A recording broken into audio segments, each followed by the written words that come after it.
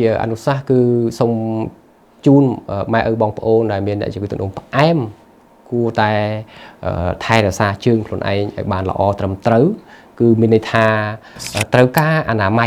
យផ្ទាល់ខ្លួនយើងនឹងថែរក្សាលាងជើងជាមួយយើងសាច់គេហៅថាលាងជើងជាមួយនឹងទឹកស្អាតធម្មតាយើងនឹងមួយសាប៊ូមួយអីពេលល្ងាចទៅលាងឲ្យស្អាតហើយយើងជូតជាមួយនឹងកសែងយើងនឹងឲ្យស្ងួតច្រឡោះជើងទៅសងខាងបាទហើយហាមដាច់ខាតអត់ឲ្យ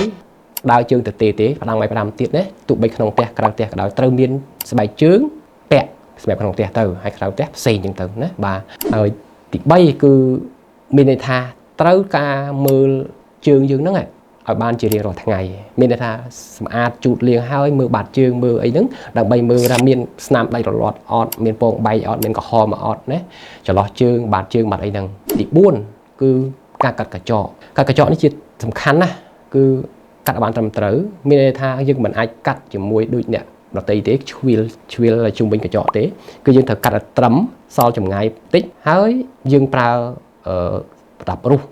ហ្នឹងឲ្យរុះឲ្យស្មើទៅសុខចិត្តសល់ចុងតិចកុំឲ្យដល់គល់ពីព្រោះទៅដល់គល់វាស្នាមរបួសមេរោគចូលដល់កញ្ចក់ដល់កន្លែងរបួសយើងហ្នឹងគឺធ្វើឲ្យងាយនឹងคลายមែនតើបាទដំណាក់កាលដែលខ្ញុំប្រាប់4ដំណាក់កាលនេះដើម្បីថែជើងនេះសូមបងប្អូនយកចិត្តទុកដាក់ហើយមើលជើង